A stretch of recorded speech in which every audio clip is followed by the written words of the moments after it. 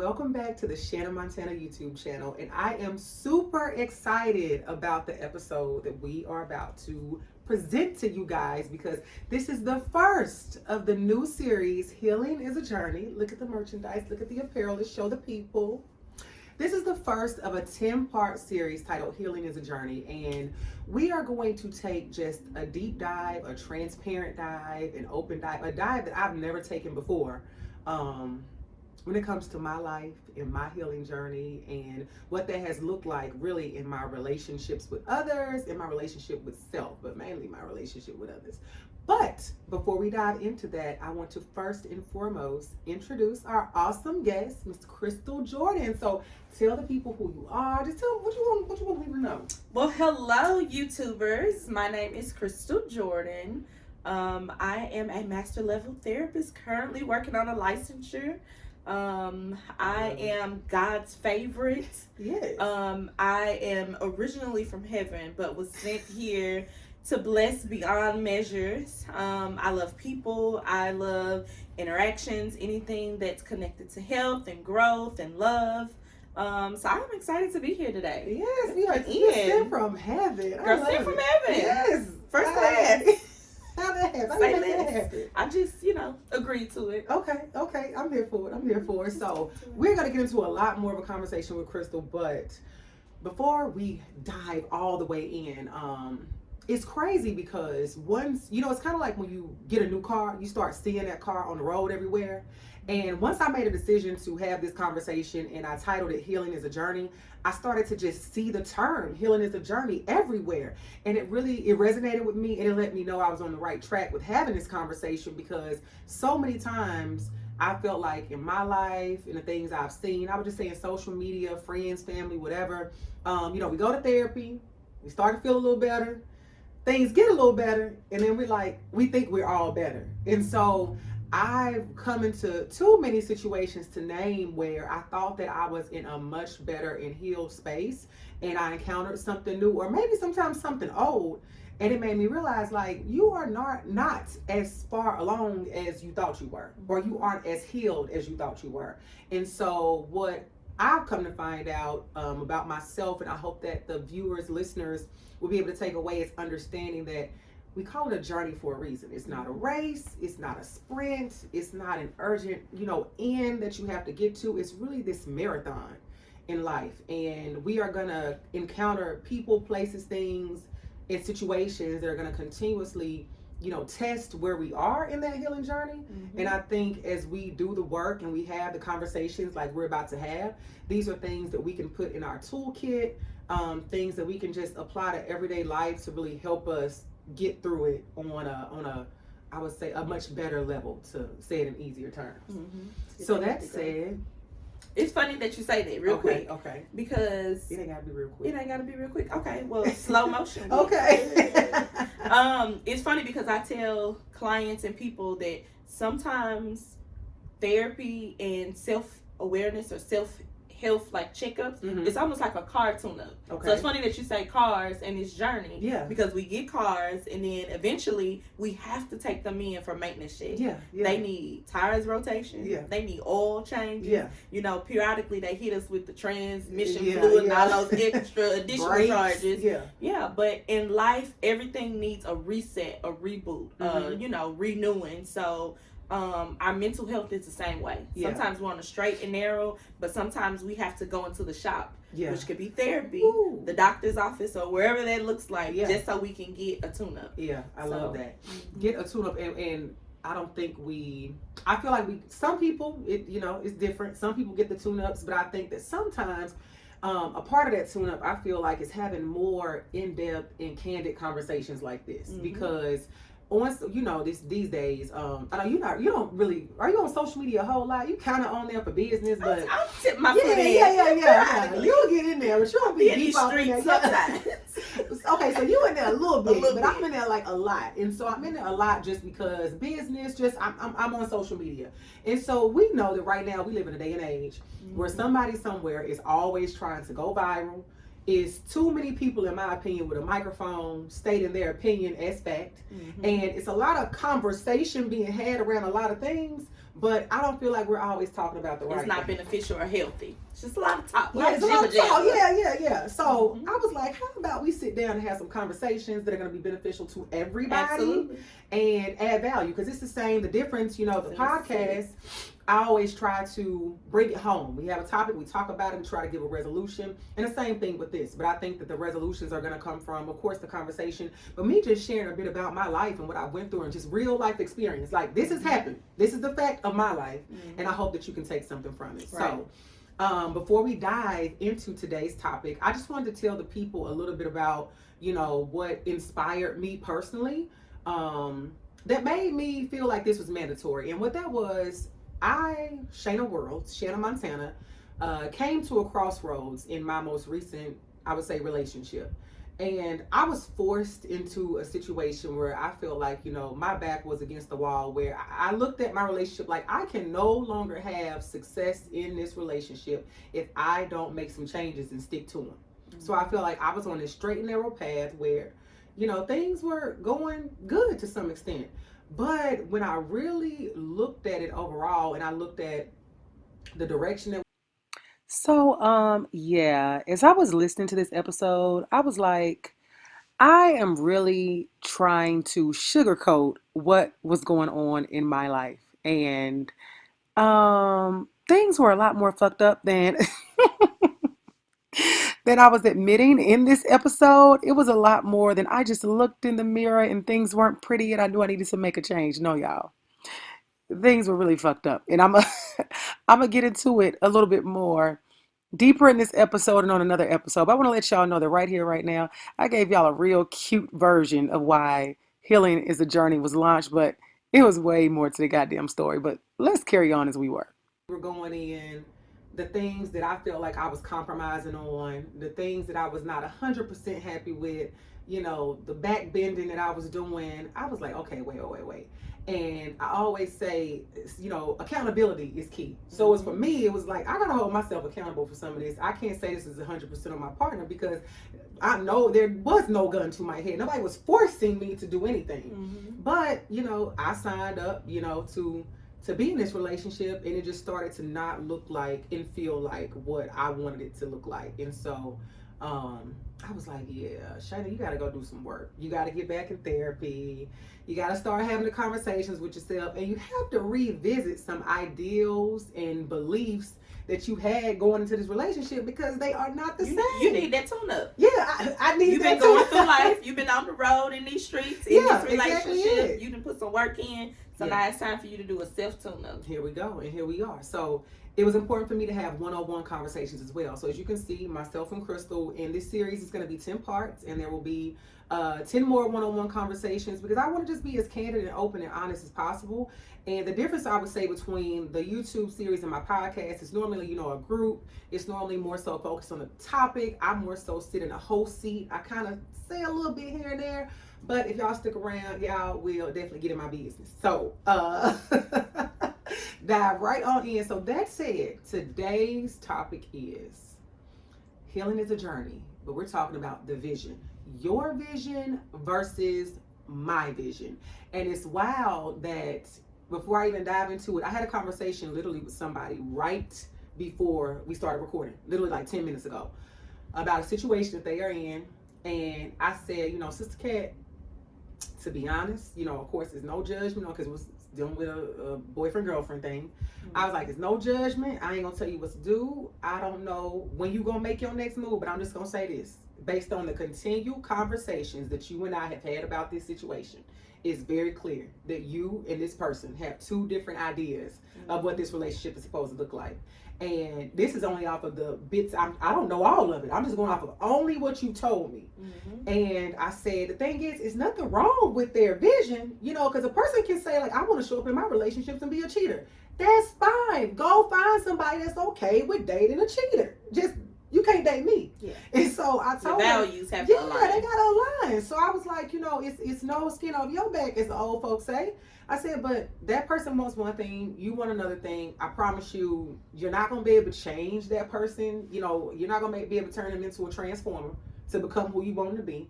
So you have to make a decision as to when you are ready to just leave that relationship. And that's what that was. And today we're not going to talk about leaving always being the answer, but in that instance it was like, you done told me enough that like it just seems like that person's not going to change. So until you are tired enough, I was like, you will stick with it. So, and that's good, because we need people in our circle that's good for our mental health. Yeah. Someone who cares enough about you to be able to say, look, this what you're telling me, this what it sound like, this what, you know. So keeping people in our circle that's good for our mental health, to be able to express and have realistic comments, advice. That's always key. Had to. I just was like, you know, and again I reiterate, I said, I know it's easier said than done. I'm not saying you gotta leave that person today. I'm not even telling you what that's gonna look like, but I'm just giving you very real information that person's not gonna change. And I was like, until you get tired enough, you'll stay.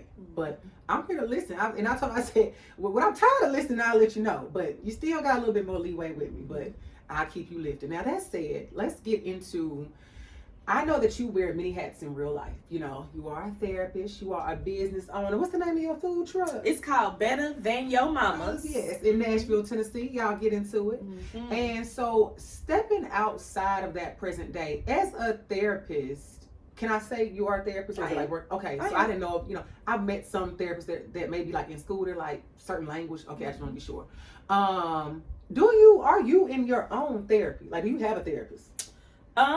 Currently I don't have a therapist. Okay. But I'm not opposed to having a therapist.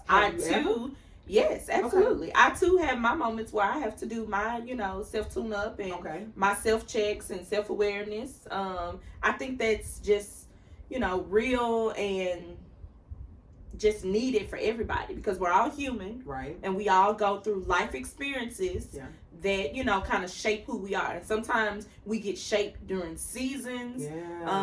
You know, sometimes it's something that's happening because of what we're experiencing, what we're feeling, you know, maybe real life scenarios, or maybe we've experienced, you know, death or loss or job changes or self-insecurities that might pop up because of X, Y, and Z. But I think, you know, it's important for everybody to have those self-check-ins, those self-tune-ups. So I'm not exempt. Okay, awesome. And I always ask that because they always say, you know, does a therapist have a therapist? And I feel like diving into therapy is a huge part of being on a healing journey. But you encounter people, I myself was one at one point that did not want to go to therapy. And I literally did not want to go to therapy because I used to say, I know I have so much shit that I need to work on, and I do not feel like working on it.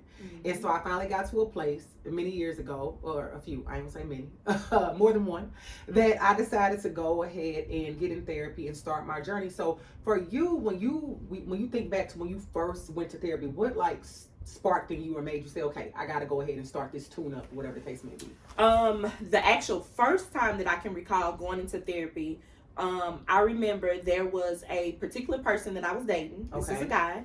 And he presented like what our future would look like. And that at that point included kids. And I was like, oh, wait a minute. You know, I don't know if I want kids.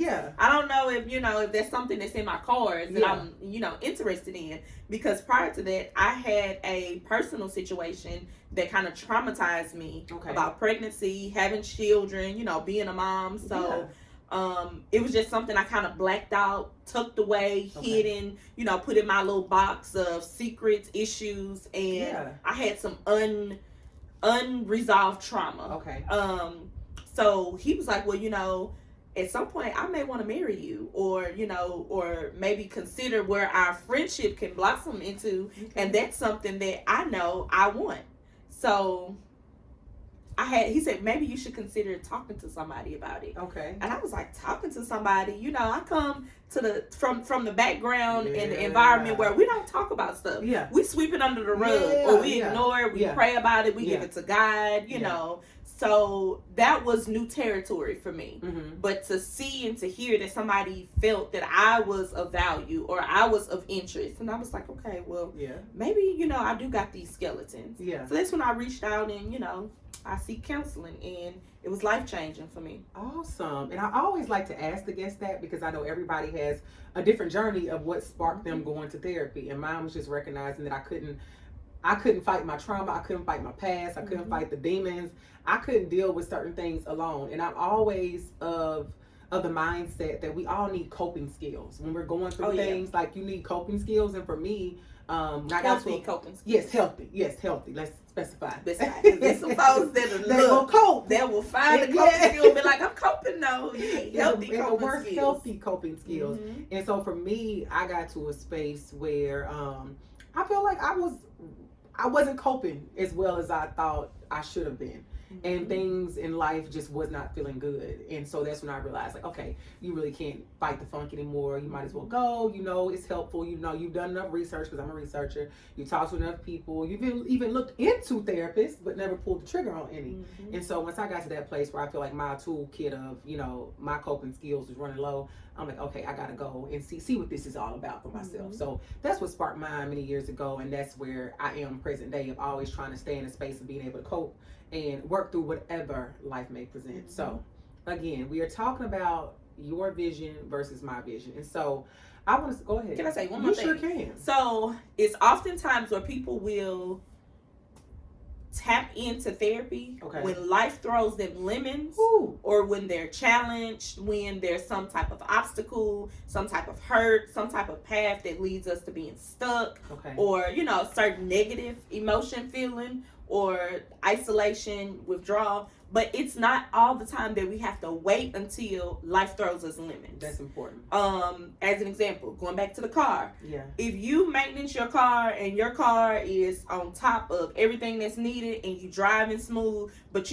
every 3 months I need to go get an oil change. Right. If you go in and they be like, oh, well, your oil pan is, still full, they're still going to change it and put some fresh oil in. Right. And sometimes we just need to hear positive self-reassurance or positive, self quotations or something, just to kind of continue us in that direction. So it doesn't always have to be negative. Life doesn't have to be terrible. It doesn't have to be terrible, because we're all, even whatever age you are, whatever season you're in, you're still in a growth path because we grow every day. So going in and finding someone to be able to just to continue to minister to your growth in a positive way can still be helpful. It doesn't have to be, oh, you're going through a divorce, or oh, you are at a loss for yourself. It could be, I'm on top of my game, and I just want to make sure I'm sitting there. So what do I need to do to maintain this? Like, I'm feeling good. And that's the maintenance. You maintain the maintenance. So,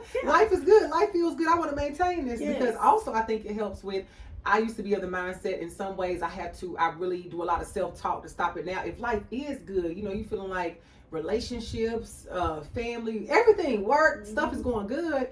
And sometimes we get to a space where we like wait for the big boom. Like, I know something gonna happen to just light this shit up. So it's like, no. And I tap into my law of assumption to tell myself, no, nothing bad is going to happen unless you manifest that bad thing. But it goes to what you're saying. I definitely think that's something people need to be aware of. Just because life is going good does not mean that you don't need to tap into therapy and tap into making sure that you stay in a good and healed space. Continue to grow. Yes, absolutely. So that said, we're talking about your vision versus my vision. I want to get into this. Personally, I don't want to say unfortunately before everything I say, so I'm just going to give a big disclaimer of unfortunately with some of these circumstances. But I feel like in almost every relationship or situationship I've been a part of, because that is the unfortunate part. I feel like I had way too many situationships. But then again, maybe I was supposed to go through them so I can land here. I always got to find the rainbow. They needed you in seasons. They needed you. That's what that was. That's what that was. So I have always allowed their vision to become my vision. To oversee yours. Yeah, every single goddamn time. And so it was like I always minimized what my vision was for the sake of thinking that if you just go along to get along, then everything will be okay. And I am living proof that that is not actual and factual. And I always thought that it just made things easier. Even if something is happening that I'm not really a fan of, I don't really approve of, I don't really like, I'm not going to cause too much of a fuss. I'm not really an argumentative person. And even if it only made things good temporarily, I felt like it was the right thing to do. So I want to ask, have you ever experienced this personally? I know you're married now, but before then, have you done with that in any of your relationships? I think that is a normal so I'm not different. No, I think I wouldn't call. I'm trying to think of a word. I think that's a normal reactive reaction to have when you're in some type of space that offers you intimacy. Okay. Because we're all human, we're all people. Okay. So, you know, we yearn for intimacy. This is true. And if there's a situation where you have intimacy and there's something that you feel or see or know that's going to make your partner happy, typically we will pull towards that. Okay. But there's a rebuttal to that, because we have to have self-knowledge and self-value of what we want, and sometimes that it sounds like that can get lost in the translation of the relationship. Yeah, that's a point where we're getting to an unhealthy relationship, because our voice is kind of going silent. Yeah, or our thoughts going silent. Yeah, all of that. So thinking. I mean, to some extent, in relationships and intimacy, you have to compromise. Okay. But there should definitely be boundaries set for that compromise. Okay. You don't always have to give. You don't always have to bend. Effective communication should be in place to maybe talk about some of those things. But we definitely have to, and this is for anybody going into a relationship, we have to have self-awareness, self-love, self-knowledge, or who we are and what our values are. So if we meet somebody or we have opportunity to engage in an intimate relationship, it's more of a conversation piece or a compromise between what their values and thoughts are and yours. Yeah. And it's not just shifting you towards them. To the side. Yeah, to the side. So I think that's normal in some situations, but when it becomes the overriding theme, then it becomes unhealthy. And it was definitely unhealthy for me. I would say, excuse me, in my, in the relationships and situationships, and I'll just say relationships is a blanket statement going forward. I think it was a terrible case for me, because it was no boundaries. It was no saying I don't like this. It was no really, if I tried to converse about it one time and I got a little pushback, I wouldn't bring it back up. So, what that looked like for me was, one, I would say my vision was being with somebody that wants to, for example, and I'll give these are real life examples. Like, I enjoy a good date night, like a weekly date night, a big monthly date night. Dealing with motherfuckers that I dated them for longer than I care to say. I would say 12 months. And I can't count on one hand. And you still begging, when we going? When yeah. That day coming? Where we going now? I got this new wig. Where we going now? And I can count on one hand how many times we've been on a date. It's like, that's a problem. When I talk about, we are spending this much time together, and then the dreaded, I promise to never do it again in my life. What are we? Oh yeah, waiting on the label. Yeah, and they over there inquiring about the label, and they doing you like I always say. People do their kids. I'ma see. Don't I'ma see me. I'm grown. Don't see. Yeah, don't see. I'm grown. Think about it. Don't I'ma see me. I don't play that I'ma see shit. Christmas coming up. We'll see. We'll see what Santa brings. See, and I was the one sitting there like, we gonna see, baby girl. Then then my friends trying to support, girl, maybe he gonna do it for Christmas, Yeah. So. Just hold on, girl. Who you going over his mama house this weekend? Girl, that's gonna be it. That's the date. Like, what? No, but that's why I say you have to have self-value, self-awareness, because going into those situations, having those conversations, this is where that effective communication comes into place. We're dating, we're spending time with each other. I know I have values. I look forward to being in a committed, relationship. Like, that's my goal. I say I'm dating with a purpose, and that's not happening because there is no label, because I do believe in labels. And then even like the date night was one example. We go to, like, I am an avid traveler. I want to date somebody that wants to, even starting out, you may not be able to go on every trip or every experience with me, because I have a lot of friends. It may be birthdays, showers, different things. My family gets together 1,000,000 times a year. You may not be able to come to everything, but hold on, how we dating for a year and you ain't been to nothing? We have not been outside of Nashville together. Why am I doing the bending on that? Gatlinburg. Yeah. Not even Chattanooga. Chattanooga. We ain't been to Murfreesboro. Look, come see me. Better than your mama. Right. We out here in these streets. We ain't been to Old Fort. We ain't been nowhere. So then it's like, even with the support of, say, like, I have a whole podcast. I have YouTube. You ain't listened to one episode. What? You got a podcast? What? How do you not know this? Like, but how am I saying it's okay? I'm sending you the episodes. I'm texting you the episodes every week. You ain't listening. You know, whatever say business ventures I have. I want somebody. I'm not saying you gotta fully, you know, financially back that, but it should be some interest shown in my passions, in my hobbies. Let me tell you something that would really, and this makes it to some people. I know I'm not going to judge what I think people may say about this, because with these being real life examples, I know it's people who've been through things, and these could be big or small. And I always tell people what may be small to somebody else and big to you is fine. These are my feelings. These are things that I want. And so one thing that is wild to me, you know, I am, if you know anything about me, I try to, you know, eat healthy, eat certain things. I'm not a girl that I don't really care for. I don't say I don't really care for. I don't eat Jamaican food a lot, put it that way. Most times if somebody say they want Jamaican, I can't say the last time I've ever said I wanted Jamaican food. So to the point where you're trying to force me to eat some shit that we've had conversations where I've told you I don't really care for this kind of food because of whatever the calories, the carbs, whatever the case may be. Not that it's not good, it's just other reasons. And you want to get into like a whole ordeal, like debate. Oh, so you ain't gonna eat with me? Nigga, no. Like, I told you, I'm not eating rice this week. Like, you know, so that's like even disrespecting the boundaries. So how could you, if you're in a relationship and that comes up as the conflict, how can you fix it? Boy, fuck you. No, that's an option. That's an option.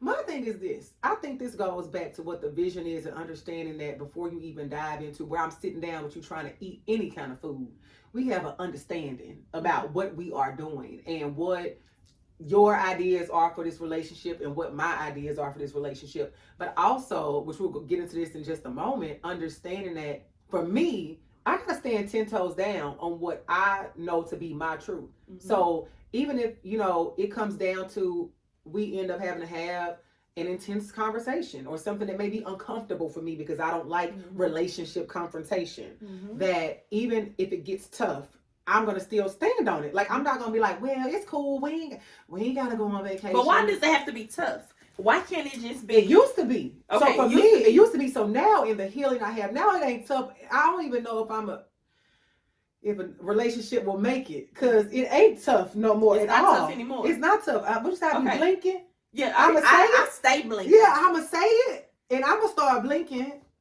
So wait to see what you're gonna say. Yeah, this is a good example of what.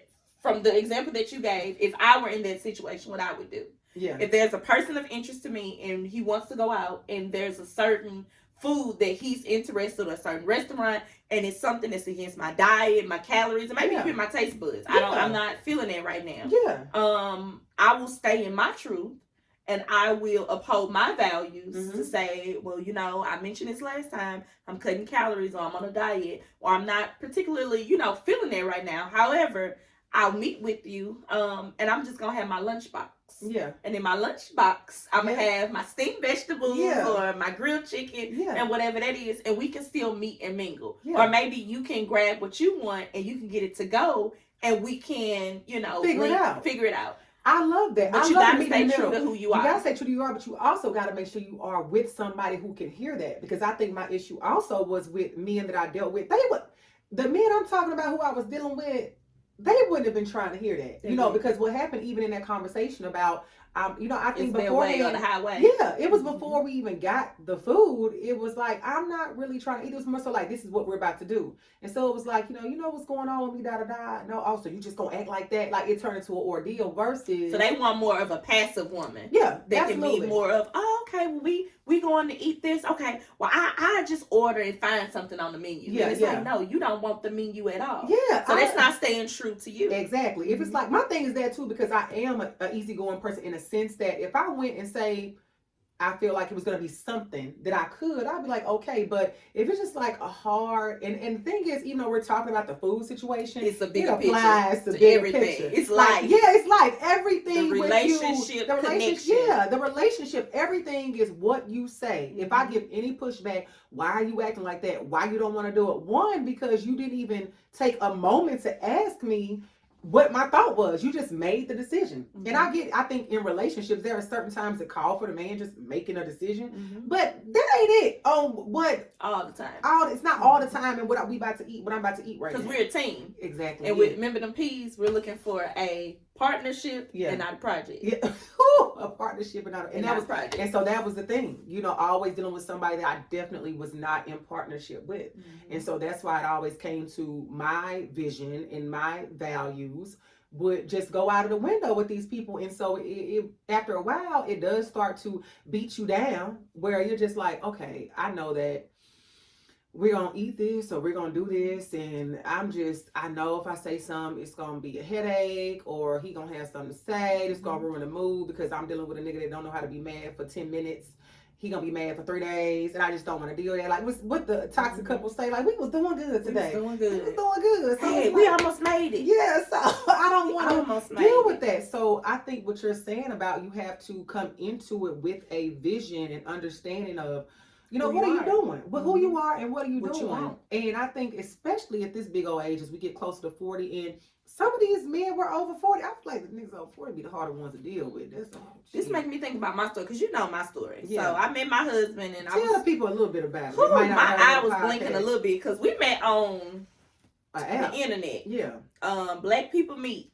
And was it Black People Meet? That was one of the other ghetto ones. Was that not it? Girl, it's been so long. It's a social media app. It was a dating app. It was a dating app.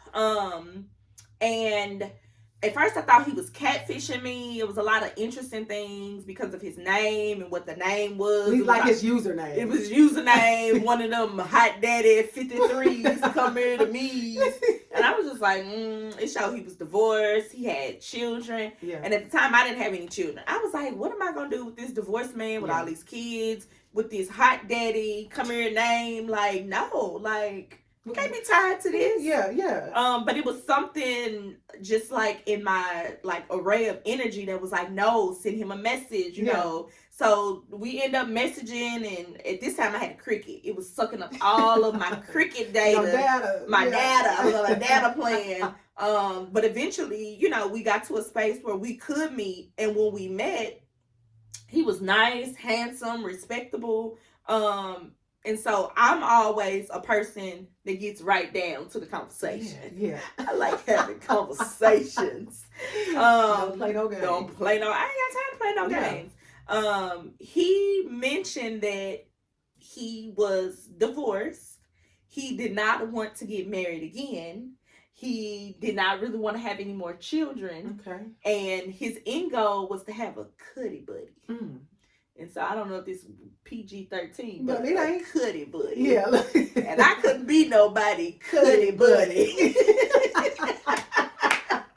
So I blatantly told him in that first date that I know my value and who I am as a person. And I've never been married, so that's something that I would love to experience. I've gone through hell and high water just to get through my own counseling demons and things just about children. So I'm at a place now where I want to experience that. So at some point I want to be a mother. Yeah. And for me it was like, you said some things that sound good. Maybe if I would have met you 5 years ago, I had some extra feathers to be a cuddy buddy. But right now I'm moving towards some different goals in life. So I honestly didn't think that we were going to interact or meet or stay in touch after that date. But after the first date? Mm-hmm. Because we were real. Yeah. I was real. And he had no choice to be real I back. remember the conversation. What made you think, though, that y'all, weren't going to connect? Because he wasn't on my level of what I wanted. Got you. If I wanted... And you was standing 10 toes down on it. I was 11. I don't know where the extra toe came from. But, I was down. But eventually, he started calling a little bit more. And, he started showing up. And... he started asking me out, and so we kind of shifted into this process of dating more, and one thing kind of led to another, and I reiterated what my values were. And he would say, well, I've never met anybody like you, or something about you that's special. And then eventually we were in a committed relationship. But it took him understanding my value, but it also took me acknowledging what I wanted, who I was, and what my goals were, and eventually we got on the same page. But in initially meeting, y'all weren't, not at all. All right, so with you talking about being clear about your vision, standing 11 toes down, 11, I think a huge part of why we are able to walk into full-blown relationships and have our vision changed, or allowed to be taken from us completely, because I'm not just going to say the person takes it, because I know I didn't. The thing is, I know I didn't put enough work into what my vision was before I walked into my previous relationships, and before my partner and I like arrived at the destination. I was not specific enough. And I think that a lot of women are not as specific as they need to be when it comes to relationships. I had a very general list. It was given Walmart. It was given Great Value. It was given CVS. It was given Playtime. And so it was. Looking back on the list, I vividly remember being on the phone with an individual, and I wasn't reading the list to him, but I was just going through certain questions, and they were answering them, and in that moment I'm marking off like, oh, he mean all the he checking like Santa Claus on the list, marking it twice. And what I realized was that because my list was so generic, I left too much room for this other person to come in and add the color to it. Like they came and they filled in the lines because I was too generic in how I approached the situation. And so, as an example, so if you say I eventually want to get married, that's vague, because people had you waiting 10 years for a ring. Yeah, and we're gonna dive into deeper into these examples. So it goes into, and I'll give one here. I want somebody that's a good communicator. What's a good communicator? Do you want some? Because people can be a great communicator and be a fucking gaslighter. They can be a person with narcissistic traits. They can be a person that they communicate. They love to argue. This could be a person, and I'm so real about the power of prayer, the power of belief, manifestation, the law of assumption, because I have seen all of those things work in my life in such a positive and beautiful way to not believe that they don't work. So the reason I think it's so important for us to be super specific, which we're gonna get into like a list in just a minute, is because you will get. I always tell you when they say F around and find out, God will give you exactly what you asked for. You said you want somebody who communicate. You were not specific about that at all. Now you got somebody, he loved to communicate, but he loved to fuss, fight, argue, tear you down. Or maybe he talked with a real bad list. Right. Shut up. Yeah. Right. Or just your person is super negative. So another thing, I wanted somebody that say they are financially stable. They could be financially stable, don't mean that they gonna share any of their finances with you, meaning that they could be financially stable, but they don't want to spend their money on things you want them to spend it on. And I'm not saying spend money on me in a sense like take care of me even. I'm saying that I think that experiences are valuable to me. So traveling, doing things, they may not see the same value in that. Or they may be financially stable because they have a good job that gave more benefits or more income from their previous generation. Yeah. So like from their dad, what his income or what his job was, they're making a little bit more. Yeah. So for them, it's like, oh, I'm doing good. Yeah. Whereas you could be doing better. You could be doing better. Or so, a person, it's a lot of wiggle room. Yeah. A person just being, you could say that it is in tune with their emotions. That does not mean that they are emotionally mature. Or in tune with your emotions. Yeah. Or can understand and validate your emotions. Exactly. So that is why being very specific is so important. And so I'm going to ask this question. How good of a job do you think you did with being specific? Before you got to your husband or when you got to your husband? I don't often try to boast, like the different accomplishments but motherfucker. If I was to rate myself on the scale from 1 to 10, I'd give myself another 11. No, another 11. But I do think my husband would say the same. Yeah.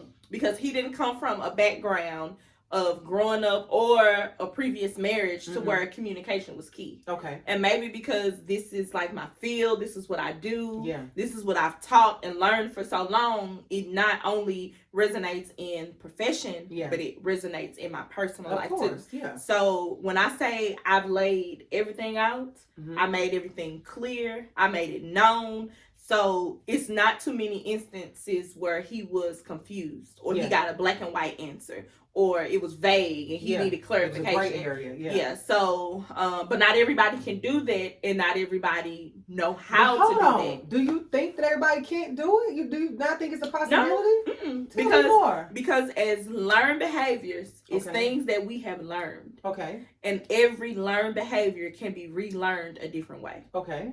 It takes time. It takes patience.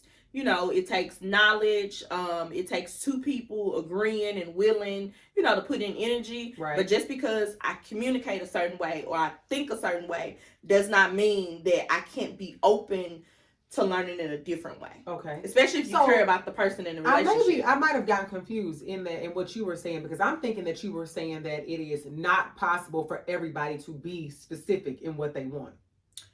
I'm just saying that was my experience. Okay. So somebody may, you know, be in a relationship and say this is X, Y, and Z. And you know, if Krystal Jordan can say it and do it and have this, you know, outcome that was successful, why come my outcome isn't successful?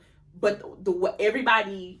But even to the black, I'm meaning like, I think everybody has the capability to put out pen and paper and write down specifically what they want in a relationship. Are you saying that everybody's not capable of doing that? Yeah, because you gotta think about how the person communicates. Okay, what's specific for you may not be specific. And also for me to sit here and think that everybody can do it. Mm-hmm. There's an example of, and this is going back to the counselor arena. Yeah. There are certain tests that I can take and look at, or certain assessments, and it's driven by one person's thought process. Okay. So if there's a question, and especially if it's not multiple choice, if it's something where you have to give feedback or an analogy or, you know, an assessment tool or something that depicts how you think and say. Okay. But then there is an answer somewhere. Right. Mine could be totally different from this person. Right. Because we have two different perceptions. So what do people do if a person can't get specific in what they want? Do they need to be dated?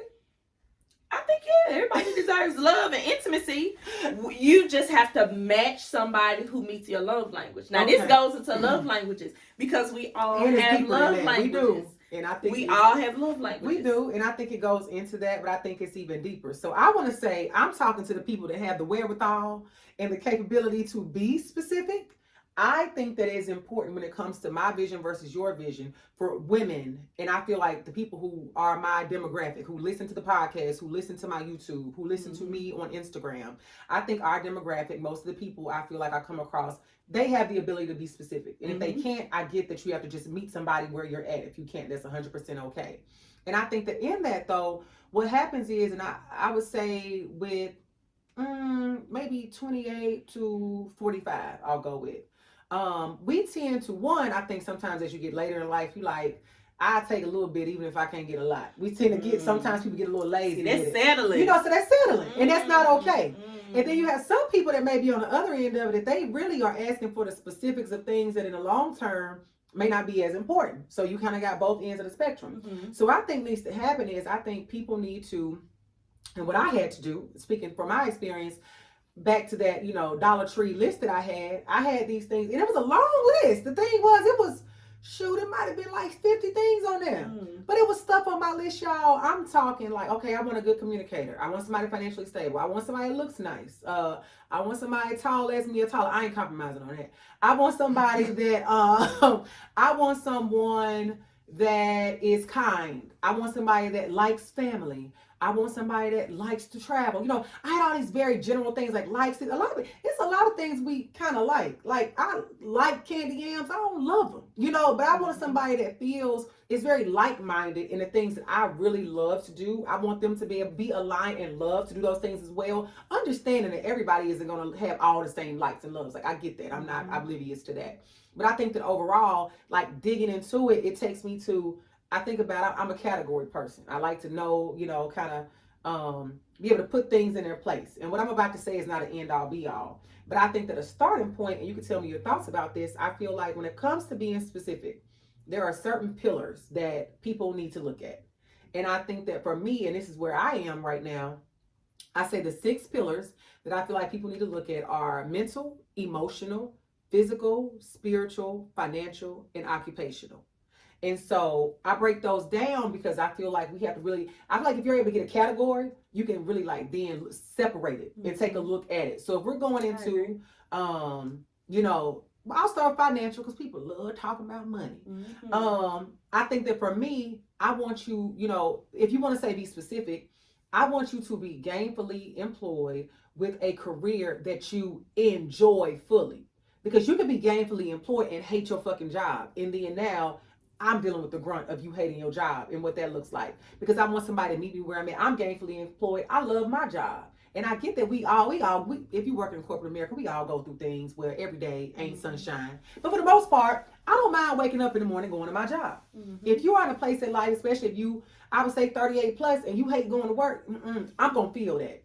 You know, so I think the other side is saying I want someone who has benefits where you can regularly go to and regularly goes to the dentist to make sure you have all your teeth in your mouth, and regularly goes to the doctor and uses those benefits. I want someone that has a retirement plan. And I'm not even the kind of bitch to be like, what's your 5-year plan? No, I mean that like you do have a 401k that you are actively contributing to, that you are thinking about, you know, when you would like to retire, what that may look like. You know, I ain't even saying right now I got to know exactly what your retirement plan gonna look like. You know, so those are just a few things that I think that people have to look at. And also, there's something else. Financially, who do you give money to regularly outside of yourself? Say if you don't have no kids, who you give money to? Who is counting on you to take care of them regularly outside of yourself? Because a lot of times you may run into people that have to take care of parents, may have to take care of other family members. They have somebody that's a cousin, they put money on the books every month. I need to know who else your money goes to so I can see, am I okay with that? And those are things that you sometimes you don't think that far. Yeah, I ain't never had to think about that. Yeah. So I'm thinking about, you know, do you every month, and mind you, it's something once you get into it, you determine for your situation if this is okay with you or not. But if every month you have to give your dad or mom or sister or whoever $500 to help them with whatever, and that's something you do every month. You've been doing that long before you met me. You don't plan to stop. Yeah.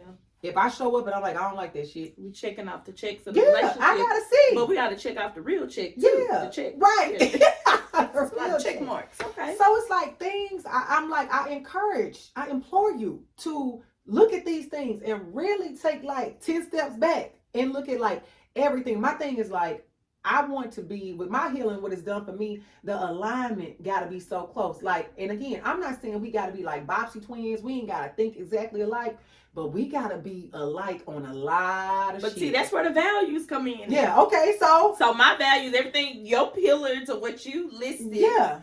And my pillars, you know, I want to get married. I want to have a kid, this and that. So you have to start the conversation of what your pillars of values are. Yeah. And so that comes down to believing. My question is, if he meets all those pillars and y'all sitting down in a real nice restaurant, the bill come, he take the thing, pay for it, you know, all that good stuff, and then y'all get up for him to put your jacket on.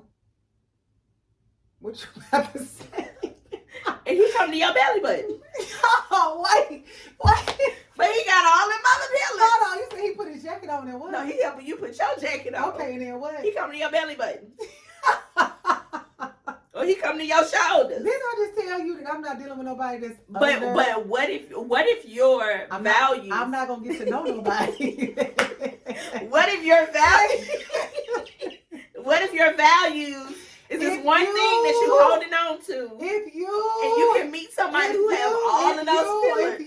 If you are under, you gotta be able to say this tall to ride this ride. For the viewers that do not know, I am 6 feet tall, and I am not. I probably because there's some men out there that say I love climbing trees. I don't give a fuck. You better climb. He got benefits. His mama get him $500 a month. What about him? He meet all the other pillars. Listen, that tall pillar just not as tall as the other pillars. Listen, Linda, I'm never gonna get to know that pillar because the thing is, let me tell you this. Let me give y'all a quick story time. Shout out to some of my Lila sisters. I'm calling y'all black asses out because they encouraged me at one point in my dating life. You know, y'all have been awesome, I would say. To date somebody with a short pillar? No. Oh. So y'all have been awesome at giving me a realistic idea of what dating should look like. Y'all have been great 90% of the time. But 10%, where they encouraged me to give someone a chance that I really was not feeling.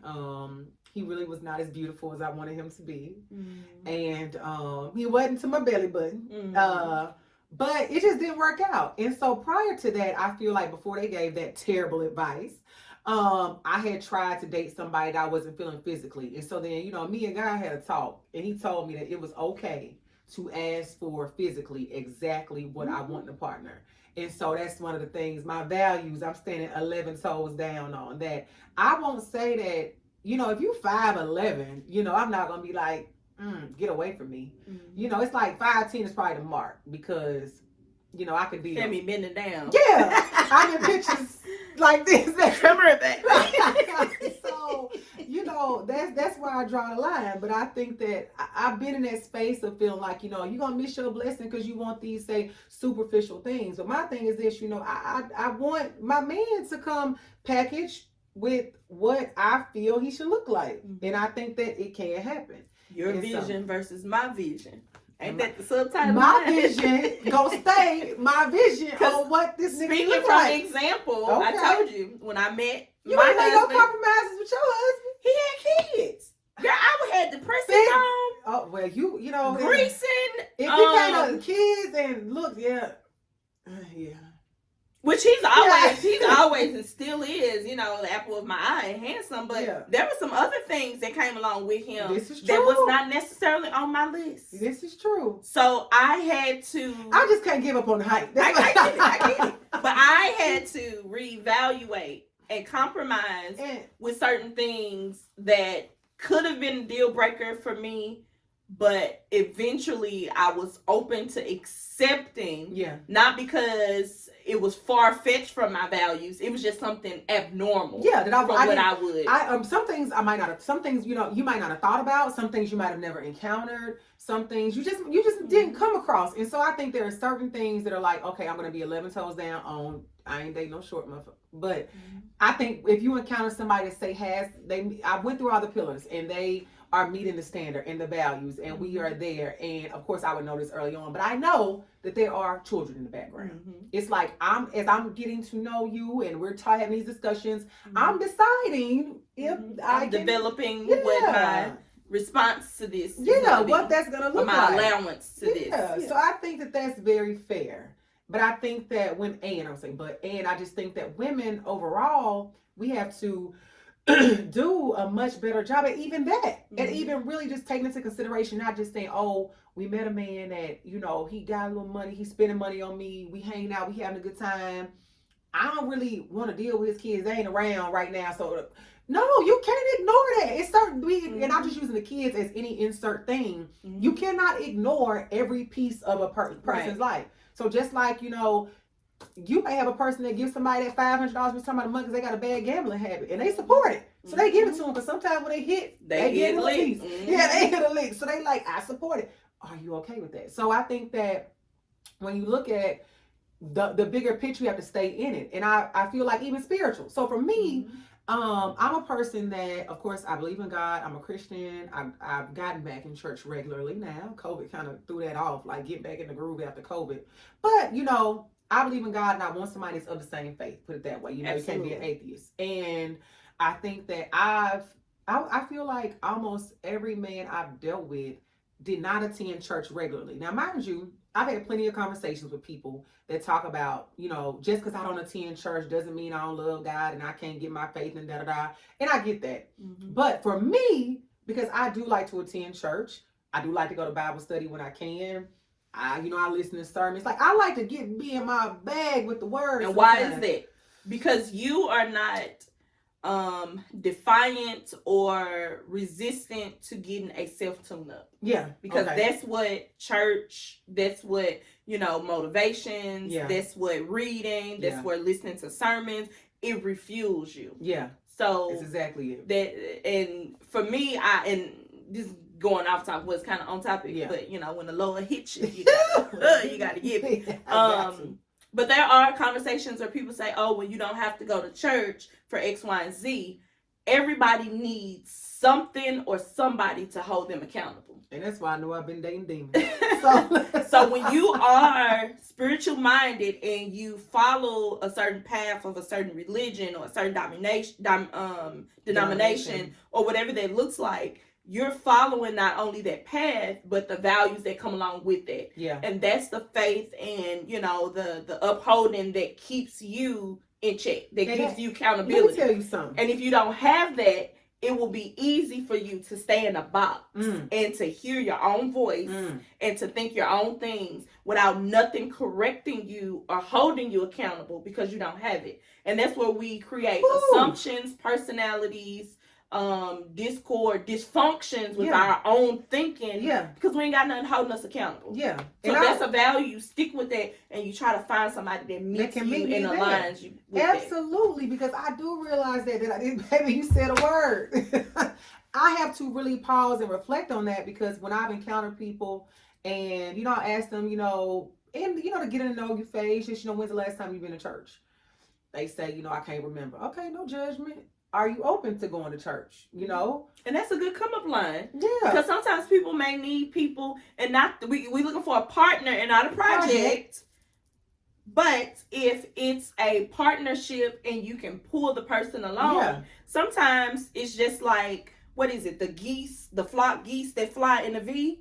You have the first person in the front, and they doing all the heavy flying. And the wind really isn't hitting the other ones that's, you know, that's creating a point. But eventually that one gonna get tired. And somebody gonna move, and then they just gonna fall in line. It's a rotation. So if you have to inspire or support a person into getting back into a routine or starting a journey, that's okay. But at some point, I'm gonna need to pass this baton to you, and I'm gonna need you to lead. Exactly it. And that's the thing. I found that, especially with that, you know, are you open to church? It's a lot of him and Han.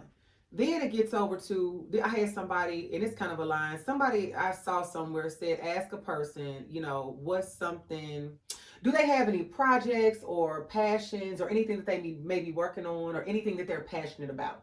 Now, mind you, that's a really open question. Because, you know, very broad. That's what I mean. So people be like, no, I'm passionate about my kids, passionate about work, I'm passionate.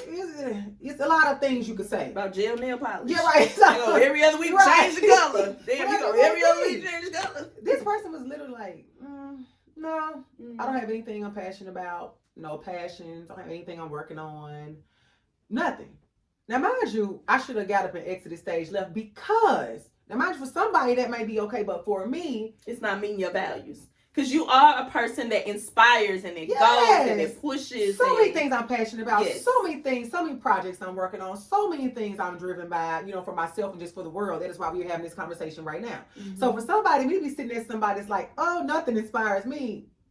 Girl, what? But I can say in defense, because my husband, you know, my husband's nickname is the fun snatcher. Yes, she named him. He is the fun snatcher. Let some fun creep up, he will snatch it so fast. But we have two different personalities. Yeah. But when he needs to show up, he shows up. He does. And there is a balance. Yeah. But doing a podcast, or, you know, he's been on the show. He's been on the show. Yeah. But when it comes to like matching my energy, we're two different people. But you find the balance in that. And like I said, that's not a terrible thing for you. You got to dig a little deeper. You got to dig a little deeper. You got to go into that. Like, so tell me more about that you aren't passionate, because they may not even fully understand what you mean by that. You know, so again, it's not even about making excuses, but it's about having deep conversations, going further than the what's your favorite color, favorite song, favorite dance. We passed that. Everybody hates it there. You know, digging into, you know, when we talk about the 6 pillars that are just for me, you all feel free to add to them, take away, whatever the case may be. But when I look at the mental space, I want to go beyond, because one of my friends, Heather, shout out to Heather, Lifestyle with Heather, she said the niggas done caught on. They got the key terms. They know to say I'm in therapy. They know. So it can no longer be, are you in therapy? Oh, okay. I'm working on some things. Yeah, how long have you been in therapy? What, you know, what are you working on in therapy? How active are you? What other coping skills do you have? You know, when I, like the first question I asked you, what made you want to start your healing journey? Then ask them, are they watching the podcast, watching YouTube? So it's like diving into that emotional. That's a huge one, because this is something I didn't discover until I went through, that one was actually a relationship. So I went through a breakup, and best breakup I ever went through. And, with this person, I found out that they were emotionally unavailable. And at the time, this might have been even before the podcast, I had never heard the term emotionally unavailable. Same way I had never heard the term narcissist. And I knew narcissistic meant like stuck up, that kind of deal. But I didn't know, I had never heard of it in terms of relationship. In terms of like connecting to a person. Not balanced. Yeah. So when I found out about someone being emotionally unavailable, that was a term that I for me, when I'm able to like categorize a situation, like say if I'm dealing with somebody and it's going left, and I know that I fought a good fight, but in reality I wasn't, because before I got here, I wasn't even putting up a damn fight. But I got to a place where I realized, like, okay, through Google searches, researching, you know me, I'm like, I'm gonna figure out how to get over this nigga. Mm-hmm. I come across this, what is emotionally available, and it was a great article that gave me a breakdown of all these things. I was like, do y'all know this man? Because y'all, everything they listed was like everything. It was spot on. That's how we diagnose people. Yeah. Like, so I had diagnosed him. Look, didn't even know it. So I diagnosed this man, and I realized, like, okay, I no longer want to deal with anybody that's emotionally unavailable. So now I know what questions to ask. So it goes beyond just with mental and emotional, because you may be able to pull those together in some instances. Mm-hmm. But the therapy, where are their emotions? Because you will meet some people, this is men and women, be like, I don't really feel nothing. I don't really care about stuff. I don't really bother me. Yeah, don't nothing really bother me. I don't really trip off nothing. Get away from red me. Flag. I don't want to be ran up by it. I don't really trip off nothing. Like nothing. Like back to the patient. What are you passionate about? Yeah, nothing. But then he may say, "Well, I do collect spoons," and you'll be like, "Spoons? Where them spoons? Well, what kind of spoons? Wooden spoons? Because I like to spank. Like, whoa, go left. Go left. It's a red flag. You gotta get up out here. Okay, now we gotta go. Okay, so, Jeffrey. Right, I was literally about to say, all right, Jeffrey, Dahmer, we gotta get up out of here. No parts of it. So digging into that, and then even so physical. Yes, everybody, of course, has their own. As one of my brothers always say, it's a strip club for everybody, mm-hmm. and that means it's a woman and a man for everybody, no matter what you somebody like. Don't love it. Yeah, it's somebody. Like, I'm a firm believer in that. It's somebody out there for everybody.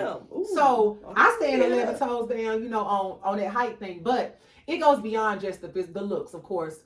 Your health, for me, you dated somebody, dealt with somebody. I'm gonna say dated, dealt with somebody. I don't even give them that much credit. Could tell me the last time they've been to a doctor. Values. If you take so much time into taking care of you and making sure you're good, you have to think long term for those type of relationships too. If this is a person that you're thinking that you can see yourself with long term, and they out here doing X, Y, Z, or they don't do X, Y, Z, or they're ignorant to X, Y, and Z, that's gonna cause you to be stressed out further on down the line. That's why, right? Because it's hard to push a wheelchair. I can't see a nigga 5 feet in front of me right now. Like the stuff that's going on. It's hard to push that wheelchair when And I'm not trying to, because I always tell them, I've always cared about my aesthetic. So the thing is, when it comes to, I'm a person, the value. So that helps too with the alignment that I have now. And I think we touched on this earlier just a little bit, that my alignment and my values and what I'm standing on 10 toes down so hard that it's like whoever it is just got to be ready, because I can only be me. What Mary J. Blige said. Ooh.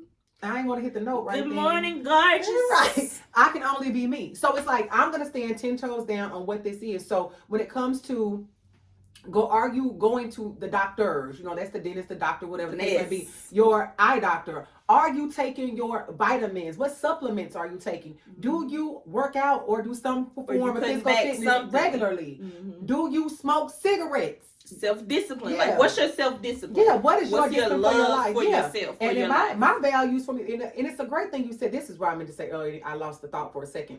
Think about what your values are as a person. So for me, if I'm disciplined, I take care of myself mentally, physically, all these ways.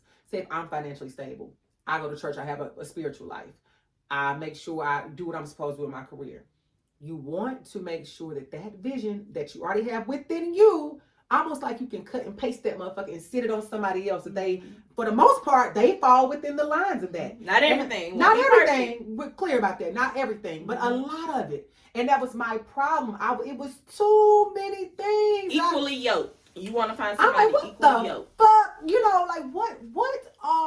what was I thinking that I thought that signing up, because I'm having a little fun with a nigga. And not even a lot of fun. Let me tell y'all a story. I dated a nigga one time. Y'all know that time. If I tell you, any of my friends, anybody, we at the house, we kicking it, bring a bottle. You gonna show up with a full size bottle of whatever it is, wine, liquor, whatever, because that's what people do. Mm-hmm. I dated a nigga, y'all, they used to show up with a pint A pint is selfish. P for personal. Mm-hmm. A pint. I don't care if it's just me and you. A pint. Mm-hmm. A pint. That shows you something financially going on. You had $7. Something mentally going on. We got some narcissisticness, or something going on. You bought that over here for you, sir. Mm-hmm. And you just need to get I should have known it was over with. Because when Shayna call you and tell you to show up, you come and you show up. You know what's going on. So that just goes back to the alignment. Again, it doesn't have to be perfect. It doesn't have to be identical to you, but a lot of it has to align so that mental, emotional, physical, spiritual, financial, occupational, it has to go down. It has to be on equally yoked, on the same page. Y'all got to be like in the same book. You chapter 1, they chapter 2. And when you find that, and then we do know that sometimes people change and sometimes people show up as a representative and people can fake the funk for a long time. Mm-hmm. Sometimes people will show up and pretend that they are those things, but it's like, I think we can do better at cracking that code earlier if we do a better job at asking more questions and believing what people tell us and not trying to work on that project. Like, he's saying, like, I ain't never going to church. I never been. Don't believe in it. Never praying. Is that worth the fight? No. Okay. So not my fight. Right. So I'm like, is that worth the good fight? This a person that you maybe when you was younger you liked the dope boy in the street, but now as a 35 plus career working woman, you want somebody that does that. You find out somebody can pray for you when you don't feel like going into work dealing with Karen. Yeah. So. Yeah. He's saying, I'm still in the street, and this is what I'm doing. I'm out here. Do you want to deal with that? I met a goofy lady the other day. Tell us about it. I can't. I can't. But she was real goofy. Real immature and silly. Okay. They come. Okay. So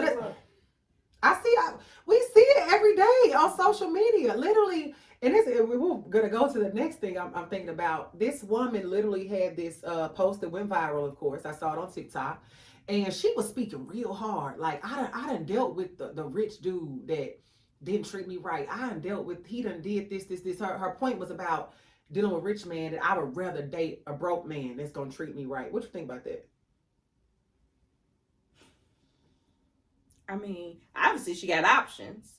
But that goes back to your values, What are you looking for long term? Because a rich man versus a dope man, them two different lanes. Yeah, rich man, dope man, broke man. Yeah, it's a lot of lanes. So a lot of question marks. So it goes back to what are your values? What do you see for yourself and your future? Yeah. And who best aligns towards that path or towards those goals? That's it. I picked the rich one. I'm playing. Look, I picked the dope one.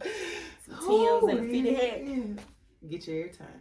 All right. So that said, something else I think about when it comes to, beyond, once we've kind of mastered the pillars and where I am in that alignment, and I just want the listeners to really get that and understand that, equally yoked is true, but also be in alignment. And I feel like the point you made really drove home. I feel like right now with me in connecting the dots, that the values that I have, you can have those internally, but you want to make sure that if you are working on having a partner that respects those, why wouldn't you have a partner that is like in tune with those as well? It makes perfect sense. And I think that another reason why I was ignoring my values and I was not standing 11 toes down on those was because it comes down to a piece of being fulfilled. So I felt like, say in my personal life, I was fulfilled in a lot of areas as far as, like I said, work was good, family and friends good, financially good, able to travel, have fun, do the stuff I want to do. Then I'm hanging out with these men, whether it be a relationship or a situationship. And even though I'm not having my needs met, you get the intimacy, I guess.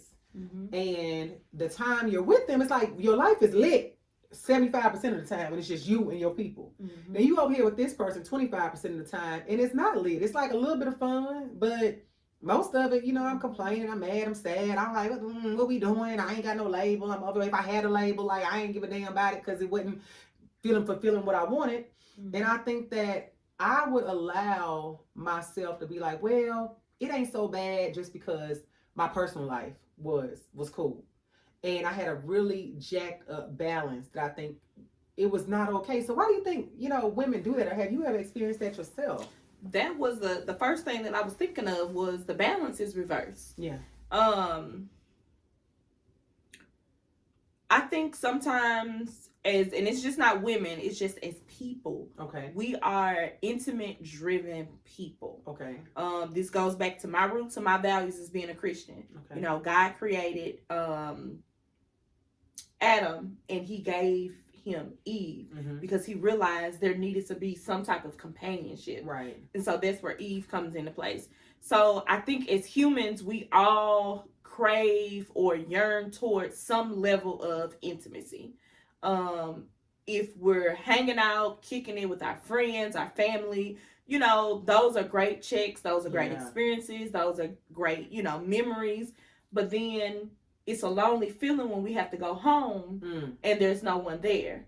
Or when no one's calling, or no one's taking us out on a date, or, no one's available to cuddle with, or any of that stuff. Holidays are here. Yeah. And so I think it's easy for us as humans, while looking for the alignment and the person that's equally yoked, to just kind of accept some of the options that come along the way, and thinking that, okay, well, this not as bad, or I can change all him.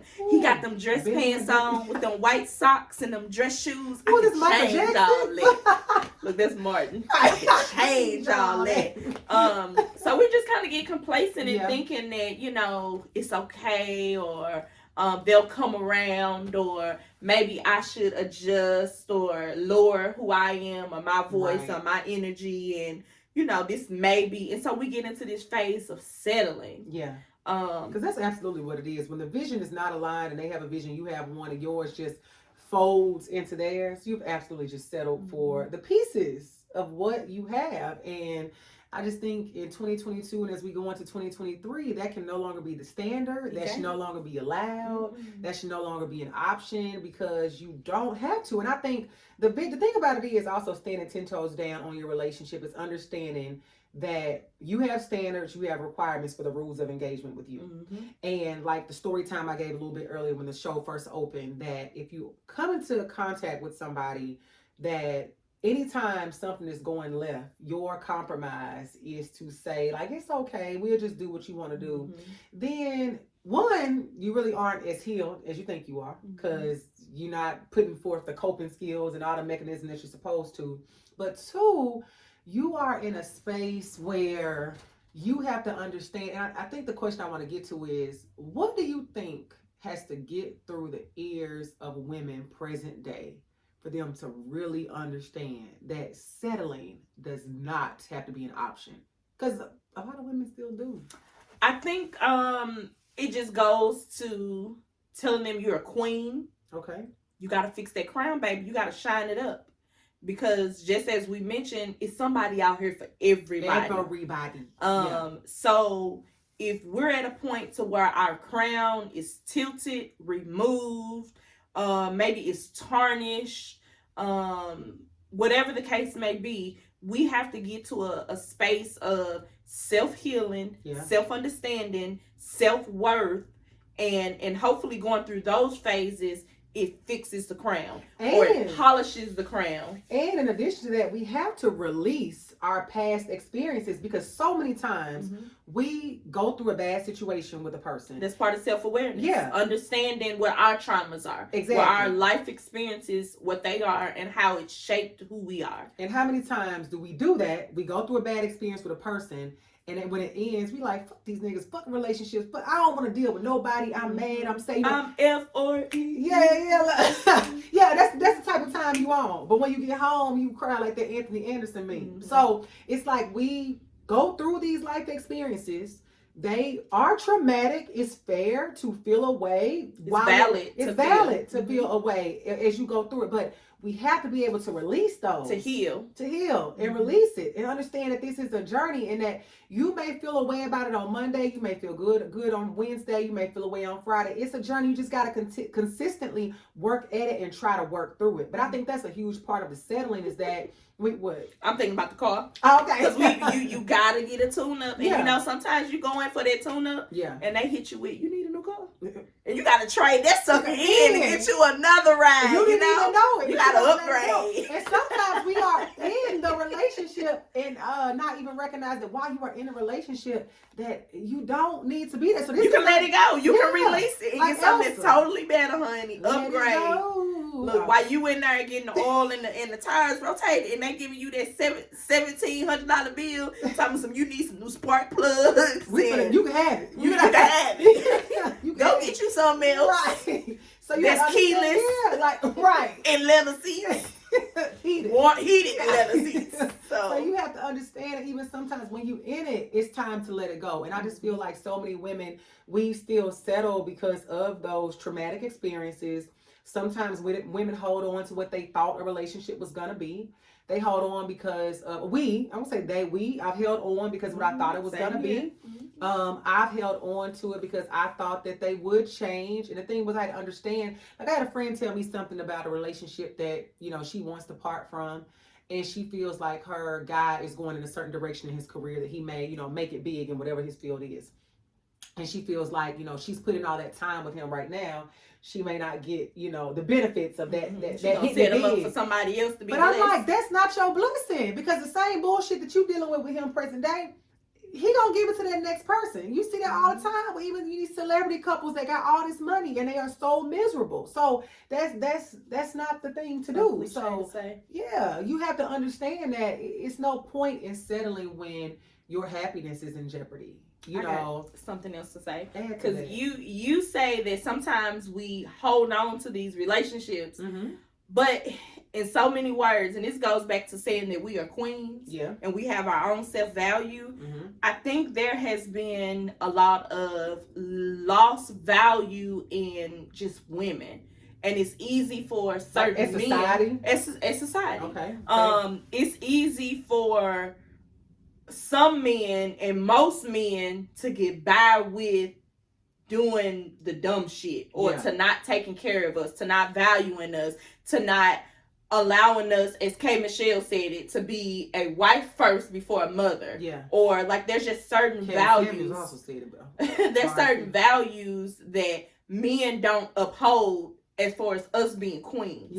So we have to take but we have to force them to do that though? You don't have to force anybody to do anything. Well, don't we have to require it in the rules of engagement? That's why when I say we need to fix our crown and shine it, we're showing and we're polishing our self-worth. And that's gonna show up. That's gonna show up in the conversation. That's gonna show up in our presentation of how we present and love ourselves. Right. And then that's gonna roll over into these other relationships. Right. I think it's easy for a lot of men to be with this one because this one is settling and willing to do what's needed to maybe keep their relationship or to keep him. And then he don't want her, so he go here. But there's an off balance of good men. So some people are kind of captivating or luring in or catching or trying to hold on to the ones that we do find. And they're not meeting our values. Right. So we have to reverse. And it may take a little longer. It may take a little longer. And that's what we have to understand, that sometimes it may take a little longer, because you're absolutely right. And I've made this argument to people before, that I feel like in a relationship, if I am of value and I'm with a man that's of value, and say we break up, go our separate ways, I feel like he can find another me, even though I'm a bad bitch, ain't a lot of me, but in a sense, find another me before I can find another him. It's a lot easier. It's more of me. I can look around the room with my friends. It's 15 of us. Somebody gonna be willing to deal with it. Yeah, and the thing is, even though he got the BS going on, somebody gonna think he's still a catch. And you know what? Funny story. The guy who I dated before my husband, and you've heard this story before, he wouldn't cut my grass. He would not cut my grass. Rules of engagement. What the hell? If you can't cut it, maybe you need to find somebody that can cut it. Because in that season of my life, I was looking for a partner. And not a project. So if you can't take care of me on the simple stuff, what am I doing? What are we doing? So I had to let him go. So did he expect for you to go out there and cut it? I don't know what he was thinking. So fast forward, I reopen out. No, not reopen. I bumped into him. Okay. Out in the street. He had the nerve to tell me that he's still out here looking for my clone. Woo. And I'm sure he done found another. You need to let it go. But he would never find another me. Never. And I'm clear about that. But I had to let him go. It's only one me, literally. But if you want a woman, I would say like a good qualified woman. They out here. They out here. I know them. So I'm like, it ain't no doubt about that. Mm-hmm. But me being able to just walk outside on God's green earth and find like a Clay Thompson, if you listen, but to be able to find a certain guy. Nah, we go our separate ways. You gonna come up before I come up because somebody, even you and all your flaws and all, it's gonna be a bitch out here, a woman out here that thinks that you are the catch, and you might be to her, but probably not.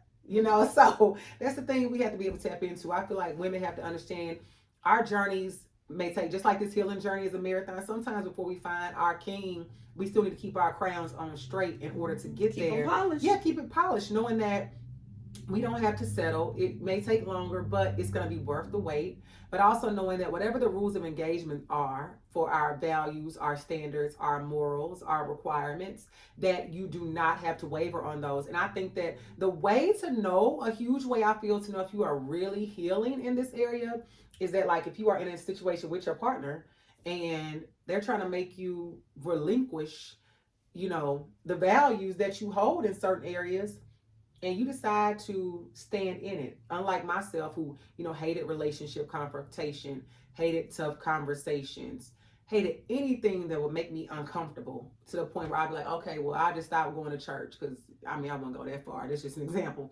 I'll stop hanging out with this one person because you don't like them. And it's like, that's not who I am, what I stand. So it's like, now I know if this is how I feel, this is who I want to hang with, this is where I want to go, I'm going to do those things. And I'm not going to compromise on these certain things. I understand compromise does happen. But I know there are certain things in relationships that we just don't have to have a gray area on. And I think once you get to that space and know like what that list of things is, that is like, these are things you compromise on. Like with me and my person, these are the things that we compromise on.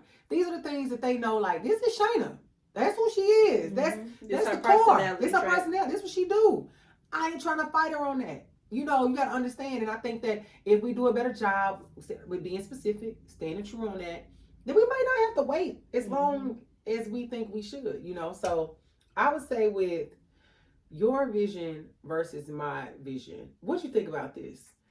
I feel like maybe people need to start, when you trying to date somebody, maybe people need to start having vision board parties. Hell yeah. Yeah, I think Why that's not? a good idea. There's so many unique ways to set goals, to set expectations, to identify values. And that's just the artistic way of expressing it. Yeah. And it's nothing wrong with setting milestones or stepping stones for where you want to be, or what your values are, or where you see yourself, or what you feel like you need, or what growth looks like for you. So I'm all about a vision board. I love it. So remember, vision boards ain't just for your lady friends to get together. Give it your partner, see if they down for the cause. If they want to have a vision board party. What do you think about this? Monthly check-ins. If you give with somebody and say you do get to the relationship or seriously dating, and y'all have a vision, it ain't necessarily got to be the vision board, whatever it is, but in a relationship period, what do you think about monthly check-ins? It's just like the tune-up. Yeah. You need a tune-up. Yeah. You might be doing good, might be tuned up, might be on full, but everything, every situation, especially relationships, can always use, a tune-up. And that's everybody. Everybody can use something to inspire them, or just to give them credit that you're doing well. Yeah. Your car is good. Your air, filled, or full, or whatever that looks like. So we need that sometimes as people as well. You're doing a great job. I love it when you do X, Y, and Z, or this makes me feel good, or I haven't really liked when you've been doing this. Oh yeah, or I would like more of this from you, or this is more of what I would envision for us, or date nights, or whatever that looks like. Communication is key. Absolutely. The tune-up is is needed. Yeah. It's a requirement. Another part of that is happiness check-ins. Do you and your husband do anything like that? Like check in, like what does that look like to see like if you and your partner are happy regularly? Because you could be like, are you happy? I just ask them, you happy? How you feeling in this marriage? Yeah. blunt queen over here. Get right to it. Get right to it. You all right? Yeah. Is there anything more that I can be giving you in this marriage? Is there anything I'm missing? Yeah. Anything you feel like you missing? So we had them talks as often as they pop up in my mind. Good. Because I think people, as much as I try to plan and do stuff, I'm like, even if it's something that say don't pop up in your mind, even if you're a person say, okay, I'm gonna make sure we do this on the 15th of every month, whatever the case may be, because again, the tune-ups, people don't have them too often. It ain't until you see the oil when you drive away, you see the oil stain. You're like, oh, shit is fucked up. I ain't know. So we need to talk about it. So I love that. So that said, what final or closing thoughts do you have for the people for this episode, My Vision versus Your Vision in Healing as a Journey? Because this has been an amazing conversation. What is the YouTube channel? Yeah, it's YouTube. It's YouTube? So all of my feedback would be all of the men that are under 6 foot that find my friend here attractive, educated, sophisticated, brilliant, like, subscribe, send an email, DM, all of that, because we trying that. But on a side note, and a professional note, I love both. Love is good. Intimacy is good. Hopefully, this has inspired somebody somewhere to engage with self, to maybe put more energy into engaging about emotions, feelings, values and goals for relationships. Don't be afraid to, check in with yourself, check in with your partner. Don't shy away from whatever you feel your values are, your goals are. Stay true to yourself. And just always remember, like, happiness is key. Yes. If you in something and you're not happy or you fulfilled, talk about it, try to work through it. But in and all, if it don't get to a point that meets you where your values are, then, reconsider what you got going on so that you can get to a healthy place of happiness. I love that. And I love that for us. And I want to just say, me speaking about my experience, my hope is that you guys can learn from me in a sense of not having a vision, but not standing on it, but also not having a real clear, specific and vision that I fully understood of how important it was to me and how important my values are and how they have to. I love how I said the outline, like I got an outline of my values. So imagine an outline of me. I need to be able to sit it on top of this person and say most of that on the same page, but otherwise don't what Janet Jackson say. So you doing the bending. Don't be out here doing the bending, Don't be out here doing the bending for your vision, because guess what? We rarely see men doing the bending for us. They gonna show up. They gonna do what they want to do. They gonna operate in that space how they want to. And if you don't do it, guess what? Unfortunately, it is somebody out there that will do it. And we have to shut down that epidemic of women and how we've operated in spaces to feel like it's okay. I think at some point, one of my missions on this earth is for us all to be able to band together to understand that we all have rules of engagement and none of y'all about to play in our face. And I think that once men understand that, either they gonna get it right, get it together, or they gonna move along. And don't listen to shit she said about nobody under 5'10", whatever, coming my way. Let's be clear. Look, DM me. Show up at my food truck. I'm going to give you a free cobbler and I'm going to give you her number. Tell the people again where they can find you. So, Better Than Yo Mommas. And Mommas is MOMMAS. Located in Murfreesboro, but we have wheels. So, we, roll throughout the streets. You can find us on Instagram, Facebook, and www.betterthanyourmamas.com. And I will be sure to link all that info below. But again, thank you all for tuning in, and we will see you all with the next episode. Signing off, yours truly, Shanna Montana.